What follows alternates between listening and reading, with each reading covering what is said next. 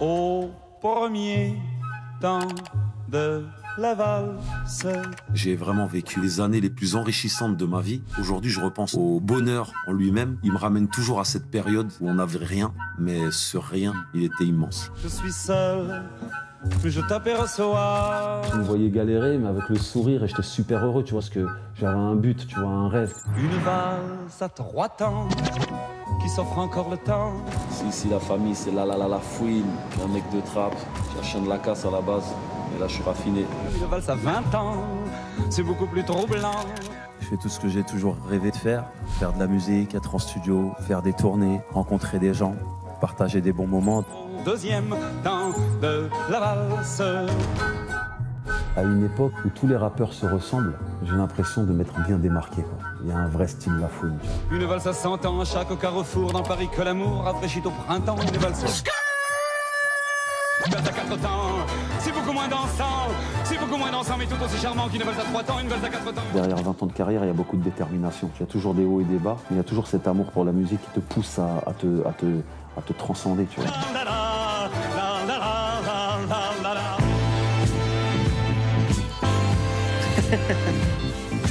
Bienvenue dans Click. Salut Bruno. Ça va bien? 20 ans de carrière, La Fouine et des gros succès, par exemple ça. Si tu braques, voles dans des caisses vides, si tu te reconnais dans ce que je fais, aussi bien libre qu'enfermé. Si tu te reconnais dans ce que je dis, mais la même vie, la même autobiographie. Parce que l'on sait d'où l'on vient et que l'on a tant cherché la lumière, le point serré. Parce que l'on sait d'où l'on vient et parce que l'on sait d'où l'on vient. Il a pris 20 piges, piges, piges. Redouane a pris du ferme, ferme, ferme. Il a pris 20 piges, piges, piges. Redouane a pris du ferme, ferme, ferme. Je viens de loin et vu mon teint, je dois faire les choses bien. Mais qui peut me stopper?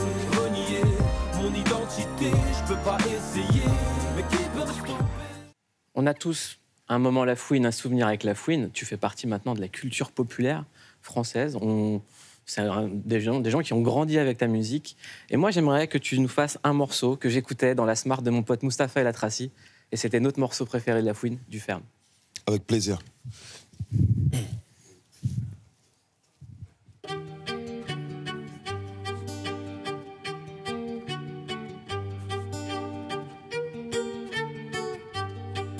Hey, hey, hey, hey.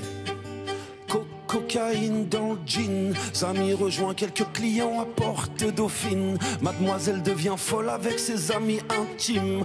Un garrot, une seringue et bim, et bim. Mais elle a mis plus de jus dans une orange sanguine. Elle a fini en drame cette soirée entre copines. Il est 6h du mat quand les keufs font drink. Il vendait de la dope mais il comparait pour crime. Il a pris 20 piges, piges, piges. Ça m'a pris du ferme, ferme, ferme. Il a pris 20 piges, piges, piges. Ça m'a pris du ferme, ferme, ferme. Il a pris 20 piges, piges, piges. Ça m'a pris du ferme, ferme, ferme. Il a pris 20 piges, piges, piges. Ça m'a pris du ferme, ferme, ferme. Merci beaucoup. Tu es accompagné de Maya Colette au violoncelle et Fabien Coronado à la guitare. Il a pris 20 piges. Maintenant, avec les remises de peine et tout, là, il a dû sortir. Qu'est-ce qu'il devient? Non, je pense qu'ils tournent encore, les gars, là. Ouais. Ouais. Les morceaux sont toujours d'actualité. D'ailleurs, même pendant ta longue absence, que tu as appelée ta traversée du désert, la star du MMA, Cédric Doumbé, a fait son entrée lors de son combat face à Jordan Zebo sur la musique de La Fouine.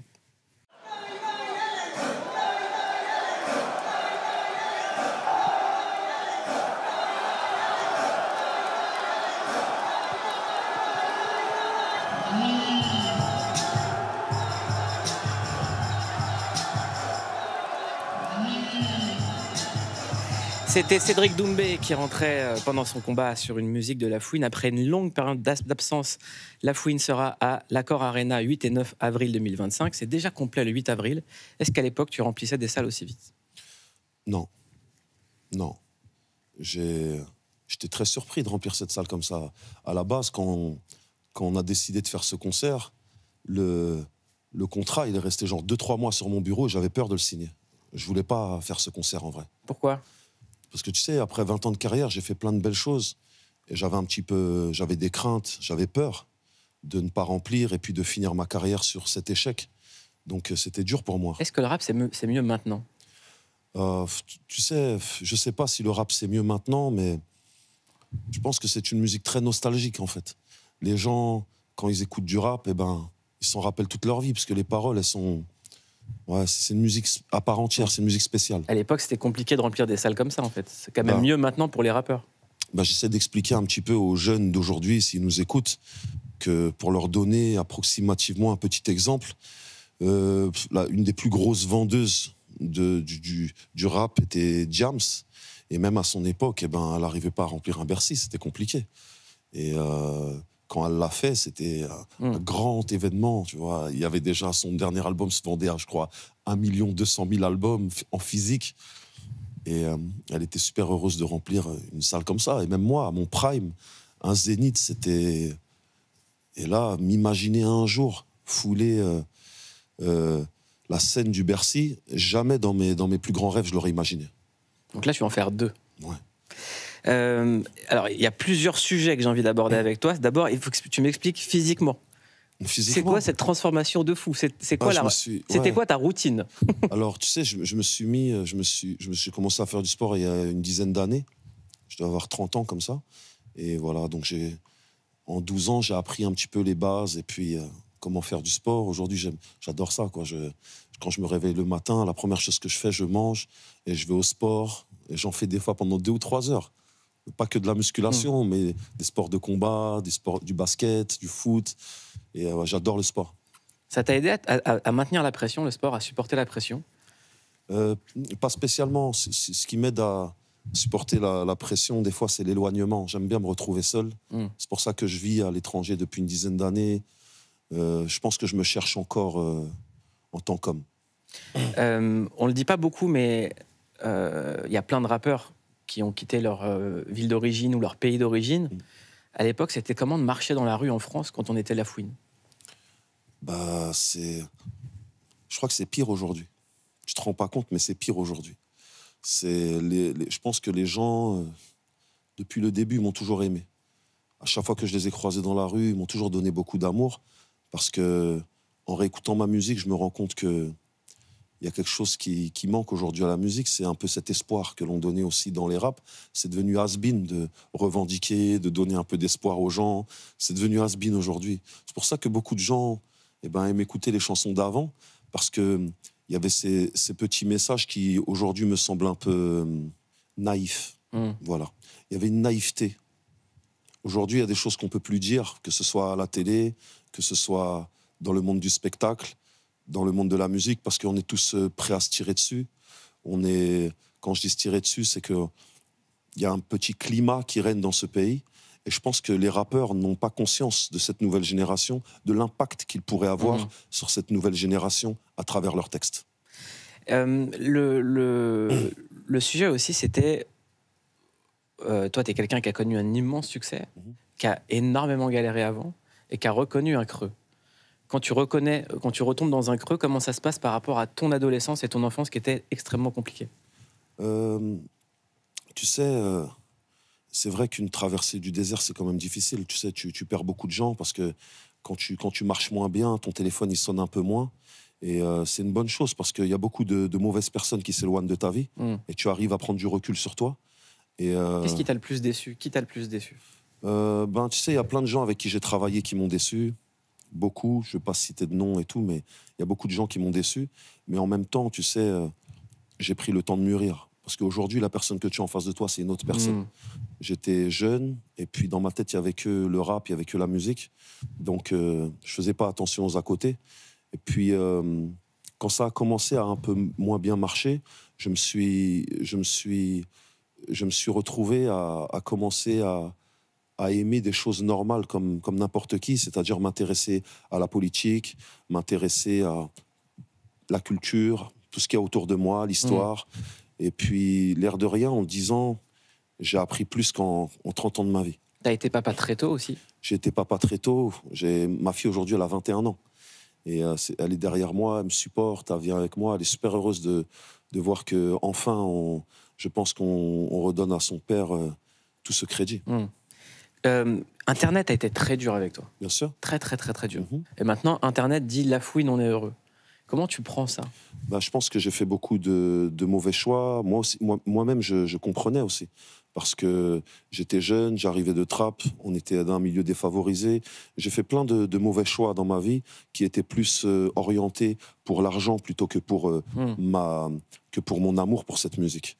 Et donc je comprends des fois ce désamour de certaines personnes sur Internet, de beaucoup de fans. Et puis je suis content aujourd'hui de revenir et puis de me concentrer sur les bases. Ouais. Là, il parle pisse, mais ça se voit que tu as du seum dans les yeux.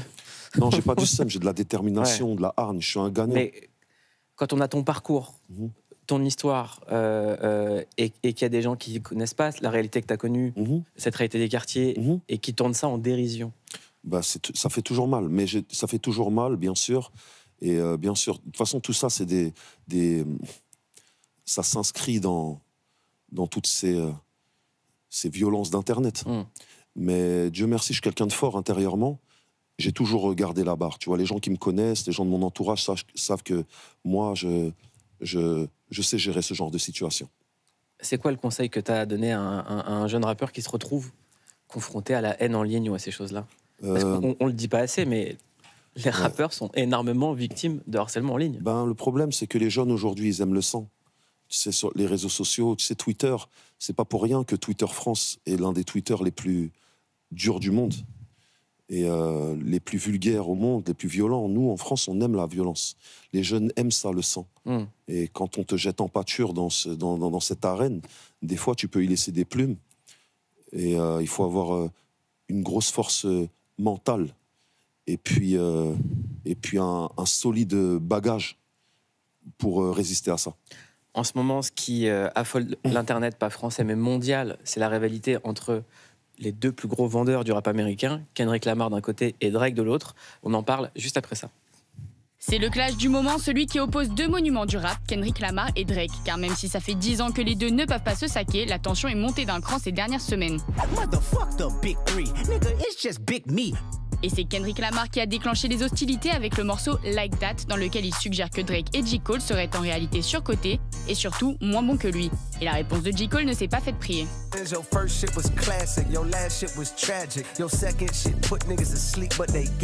Mais rapidement, il a fait machine arrière en s'excusant publiquement auprès de Kendrick Lamar et en retirant son morceau des plateformes.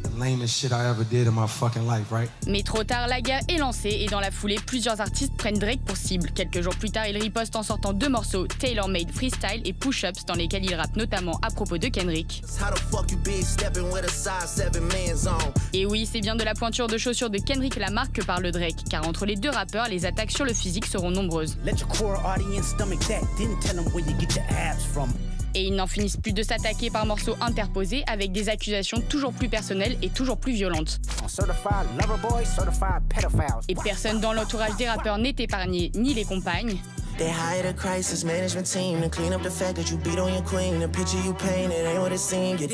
ni évidemment les enfants. Bref, tous les coups sont permis.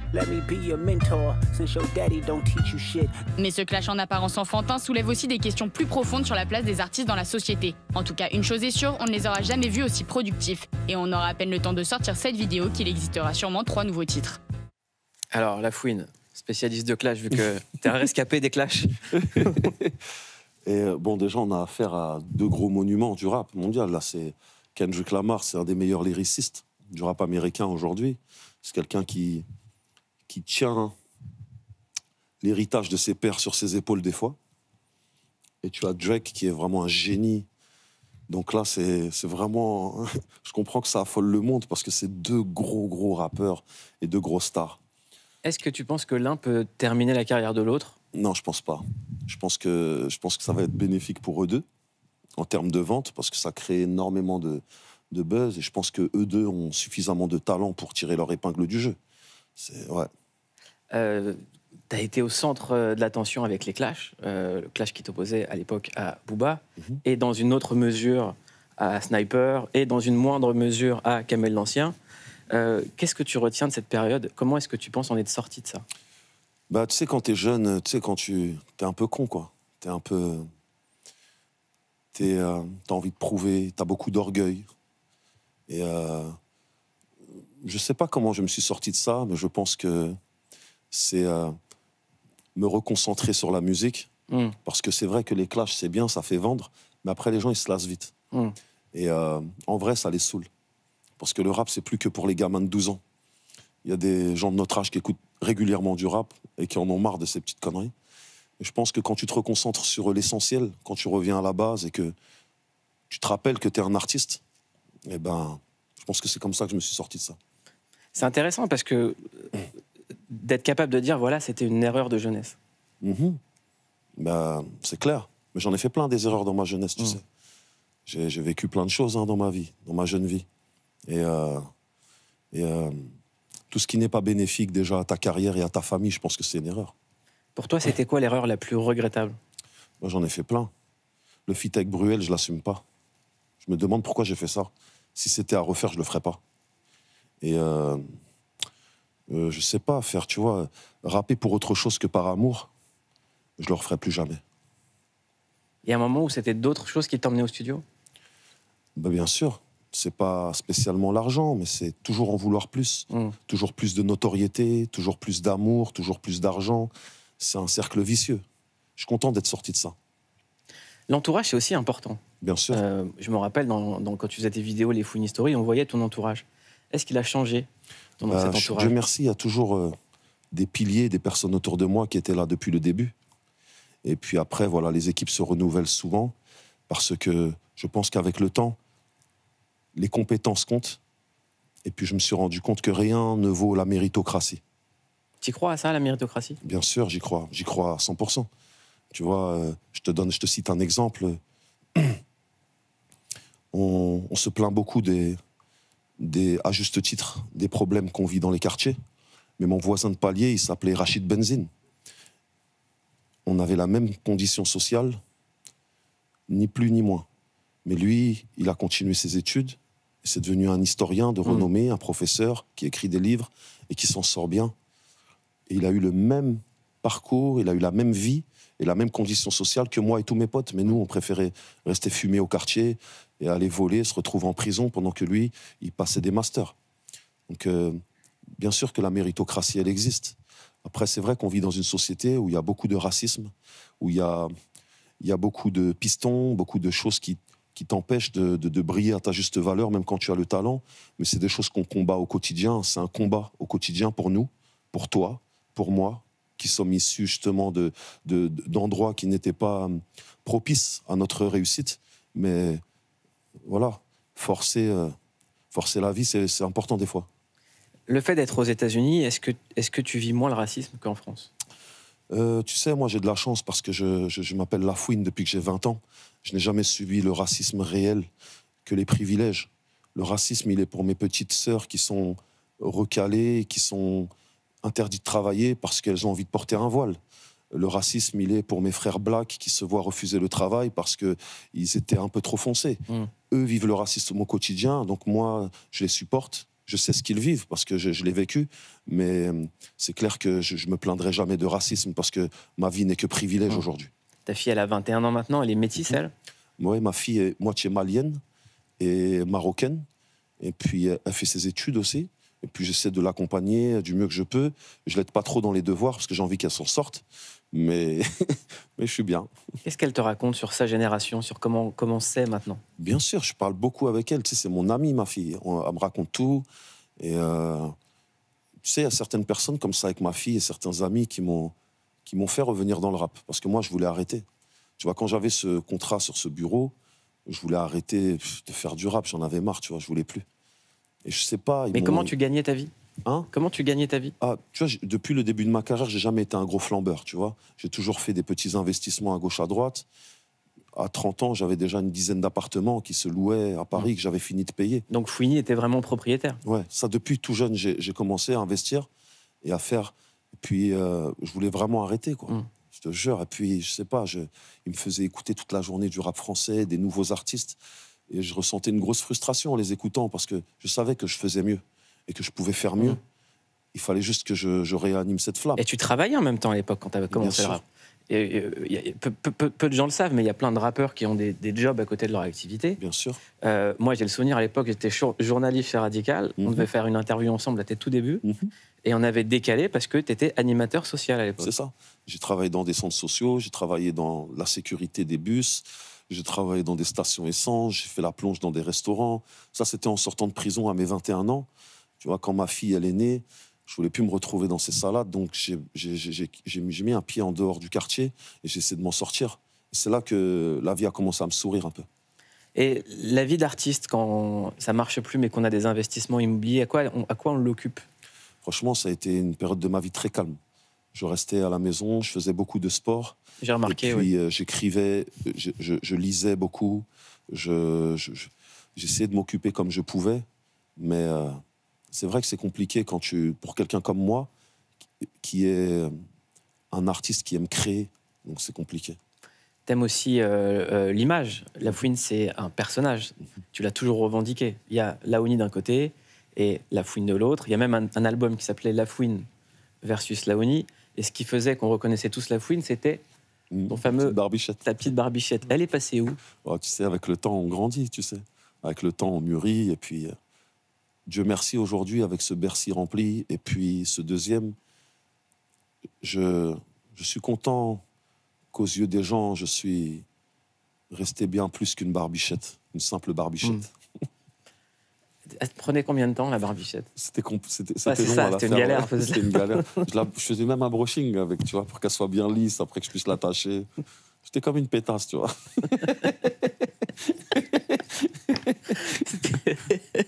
Voilà, c'est Lafouine et Laouni, les deux.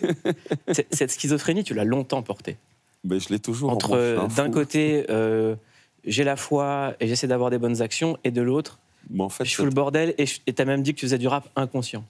Mais cette dualité, je pense qu'on l'a tous. Quand t'es un jeune du et toi, quartier... beaucoup, hein. Beaucoup non, duel. Même pas. Quand t'es un jeune du quartier, tu as cette dualité. Pourquoi? Parce que le vendredi, tu vas à la mosquée pour prier avec tes frères, et le samedi, tu descends dans leur cité pour te bagarrer avec eux. Donc au final, cette dualité, tous les jeunes de quartier l'ont. Ils aiment bien faire leur petit trafic, mais ils aiment bien respecter leur maman, et puis être quand même des bons croyants de temps en temps. Donc on a tous cette dualité en nous. C'est quelque chose que j'ai ramené avec moi du quartier, en vrai. En ce moment, les jeunes dans les quartiers sont ravagés par ce fléau qui sont les RICS. Et souvent, c'est des problèmes intercommunautaires. Qu'est-ce que toi, t'as à dire à cette jeunesse-là, vu que t'es le papa d'une fille qui est à moitié malienne? Ah, ok, ça c'est le problème, alors des risques, Ok, parce que là, il y a deux questions dans la même question. Ok, pour répondre à la première question, moi-même, ma mère avait beaucoup de mal à nous donner une bonne éducation, parce que déjà, elle essayait déjà de nous nourrir correctement. Et je pense que le gouvernement aussi a son rôle à jouer dans les quartiers, parce que il faut plus aider déjà ces mères isolées, qui sont de plus en plus nombreuses, avec des enfants à charge. Ça a été le cas aussi avec le jeune Naël, qui est décédé, paix à son âme. C'est que on s'inscrit dans une communauté où on s'en fout de l'autre. Et ça me gêne. Si j'étais un membre du gouvernement, je ferais beaucoup plus. Et j'essaierais d'aider en priorité ces familles, et surtout ces mères isolées qui ont des enfants. Moi, je le dis souvent, la clé des quartiers, c'est les mères célibataires, les mères isolées. Je le pense profondément, parce que je l'ai vécu. Et si on donnait déjà plus de moyens à ces mamans pour aider et pour instruire et pour éduquer leurs enfants de la meilleure des façons, eh ben on essaierait déjà de faire en sorte que le frigo et que le loyer de cette dame soit déjà payé pour qu'elle puisse passer le clair de son temps à l'éducation de ses enfants, et puis voir s'ils ont des bonnes notes à l'école, essayer d'être un peu plus présent.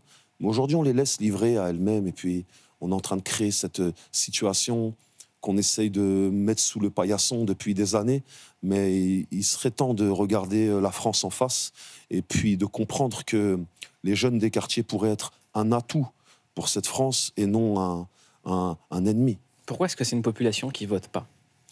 Je pense que moi, j'ai jamais voté dans ma vie quand j'étais jeune au quartier, parce que la première des choses, c'est que je pense que à l'école, il y a un problème. Il y a un gros problème à l'école. bah, la sensibilisation au vote, elle devrait se passer à l'école déjà. On devrait faire comprendre aux jeunes que leur environnement pourrait changer grâce à ce vote. Mais ça, c'est un truc que moi, j'ai jamais appris à l'école. Tu vois, on m'a jamais expliqué clairement, quand j'étais plus jeune, que je pouvais faire pencher la balance de mon côté et de celle de ma famille en allant voter. C'est un truc qu'on m'a jamais expliqué. Et c'est un truc qu'on n'explique pas aux jeunes.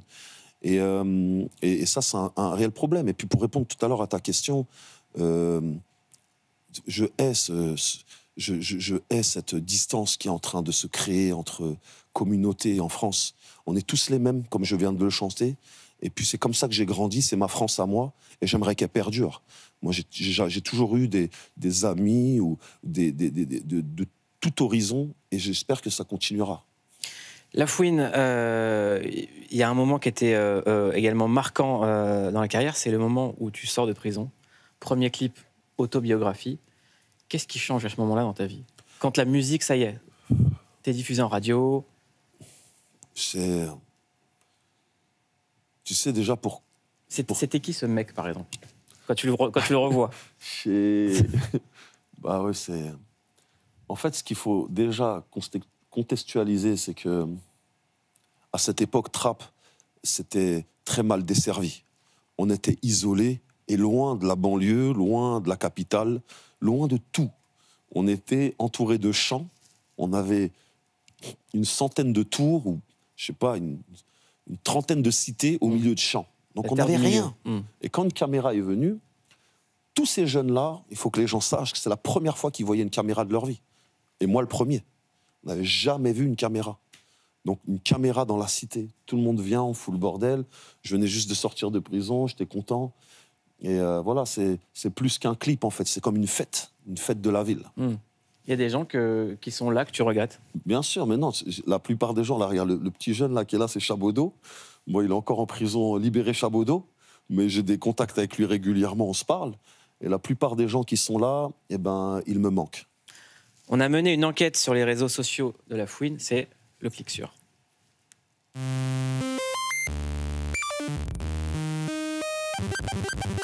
On a cliqué sur vous, La Fouine. Ouais, l'équipe, c'est Fouini Baby. Un rappeur star dont les influences vont des visiteurs. Montjoie, Saint-Denis, que trépasse si je faiblis. Jusqu'à Jean de La Fontaine. Enfin, plutôt La Fouintaine. Le snapchatteur ayant snappé tout l'été se trouvèrent fort dépourvus quand septembre fut venu. Et désormais, La Fouine, on suit vos aventures aux States, où vous avez très vite adopté le style américain, tout en mesure et en diplomatie. C'est Call of Duty dans leur tête, on a. Mais vous semblez avoir un quotidien pas simple du tout. Heureusement, vous le traversez dans votre voiture, qui ressemble plus à une Batmobile. Ouais, les voisins doivent être ravis. It's Britney, bitch. On suit aussi votre passion pour le sport et le fitness. Bah, c'est bien simple, vos bras, c'est mes cuisses. D'ailleurs, vous donnez aussi des conseils fitness, pratiques pour économiser un abonnement. Venez vivre à Trappes, l'ascenseur il est toujours cassé. Vous allez faire ça gratuit, monter des escaliers. On a pu noter ce problème récurrent de majeur. Le doigt, hein. Mais on retrouve aussi votre sens de l'analyse et du bon goût. Ne dites pas que je suis à Venice Beach. Je suis à Venise, mais où sont les beachs? Comment il joue avec les balles. Imaginez-vous comment il joue avec des gros lolos. C'est avec classe que je te l'ai. Un rap et des punchs qui claquent, un peu partout. Et même lors du défilé du 14 juillet, où des militaires originaires de Mongolie se sont ambiancés sur vos sons. Je peux pas faire le resta, La Fouine vient de Roscoe. J'ai fait ma vie, j'ai fait mes choix, frimer ne m'intéresse pas. Je passais devant Footlocker avec des baskets trouvées. Le manque de fric me fait pas peur, moi je suis fils d'ouvrier. Ok, on n'aura pas plus what the fuck. Allez, salut Fouini babe. J'ai toujours rêvé de dire ça. Il est bien ce petit truc. C'est incroyable ces militaires de Mongolie. Ouais. Je sais pas que je dise autant de conneries, je te jure. Quand on compile toutes les conneries comme ça, c'est dur à voir. Hein. Il y a des textes ou des rimes dont tu es encore très très fier. Juste en termes d'écriture, où tu dis ah ça je l'ai quand même écrit. Ouais, j'en ai beaucoup. Mais là j'en ai écrit une dernièrement qui était pas mal. Elle disait. La France, ayant colonisé tout l'été, se trouva fort dépourvue quand l'Afrique fut venue. Et j'aimais bien cette phrase. Et il y en a, à contrario, que tu regrettes? Tu dis, mais comment j'ai pu écrire ça? Franchement, peut-être, ouais. J'ai pas comme ça, mais c'est vrai que je dis beaucoup de conneries des fois. C'était quoi le motif de l'écriture? Parce qu'il y avait énormément d'albums, de mixtapes qui sortaient. Non, à l'époque, c'était... Tu sais... Aujourd'hui, il y a beaucoup plus de trucs qui sortent. Sorties, tu vois. ouais. Il y a beaucoup plus de sorties. Je pense qu'aujourd'hui, on est plus dans la consommation. Mais à l'époque, c'était le délire.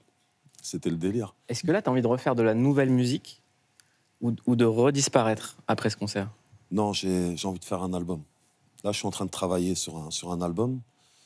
Et enfin, j'ai du plaisir à aller en studio. Tu vois, j'ai du plaisir parce que, tu sais, moi, j'ai toujours travaillé avec beaucoup de gens. Et j'aime mélanger un peu mon art avec celui des autres. Et puis, c'est vrai que pendant un moment, pendant cette traversée du désert, c'était compliqué parce que pas beaucoup d'artistes voulaient travailler avec moi. Et j'avais disparu, j'étais dans mon coin. Pourquoi est-ce qu'ils ne voulaient pas travailler avec toi? Je pense que déjà il y a eu les clashs, donc ils voulaient peut-être pas s'affilier à quelqu'un qui est dans les clashs ou quoi. C'est une mauvaise image pour un artiste, je veux bien le comprendre. Donc j'essayais même pas de demander, je restais dans mon coin. Et aujourd'hui, ça fait plaisir de voir que les jeunes de la nouvelle génération viennent vers moi, et ça m'a boosté. Et à quel jeune de la nouvelle génération t'aimerais faire appel sur un album? C'est qui les artistes qui t'intéressent? Moi, là, j'ai bossé avec un artiste que j'aime trop, qui s'appelle La Fève. C'est exactement le featuring que je voulais, c'est l'artiste que j'aimais. Donc, je l'ai appelé, je lui ai dit, ouais, ça se passe comment? J'ai vu qu'il me suivait sur les réseaux, donc je lui ai dit, viens, on s'enjaille en studio. Il m'a dit avec plaisir, comme à l'ancienne. Et on a passé un super moment, et ça va bientôt sortir. Et d'autres artistes sur l'album? Il y a beaucoup d'artistes sur l'album, mais je préfère le laisser en surprise. Mais c'est pas un album solo, c'est sûr. Il nous reste très peu de temps, un compte à rebours, maximum de questions dans un minimum de temps. C'est parti. La Fouine, si ton père pouvait t'entendre, qu'est-ce que tu voudrais lui dire? Je t'aime. Si ta mère pouvait t'entendre, qu'est-ce que tu voudrais lui dire? La même chose. Si Canardo nous regarde, qu'est-ce que tu lui dis? La même chose. Si ta fille nous regarde? La même chose. Quelle est ta plus grande contradiction? Ma vie. C'est quoi le truc le plus fou que tu aies fait avec un cachet? D'argent, je parle. Hein. Je fais jamais de folie avec les cachets. T'as jamais dépensé ton argent? Jamais t'as fait le fou en soirée? Jamais. Le truc le plus regrettable que tu aies fait pour de l'argent? Chanter. Le morceau dont tu es le plus fier? Quand je partirai. Le morceau que tu regrettes? Le morceau avec Bruel. Le featuring de tes rêves? Dr. Dre. Quelle est la remarque qui t'a fait le plus de mal dans ta carrière? Il y en a eu tellement. Quelle est celle qui t'a fait le plus de bien? Il y en a eu tellement. Si t'as le droit d'effacer un moment de ta vie, ça serait lequel? J'en effacerai aucun. C'est quoi le bruit qui t'agace le plus? Le réveil le matin. Quelle est la partie de ton anatomie que tu préfères? Je pense mon cerveau. Dans la peau de qui tu voudrais passer 24 heures? J'aime bien ma peau. Est-ce qu'il y a un cauchemar dont tu te souviens souvent? Oui, souvent. C'est quoi? Je marche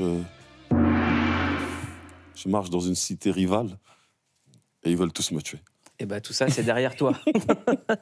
Merci La Fouine d'être venu dans Click. Bravo pour ton retour. Allez voir La Fouine à l'Accor Arena les 8 et 9 avril 2025. Très bonne soirée.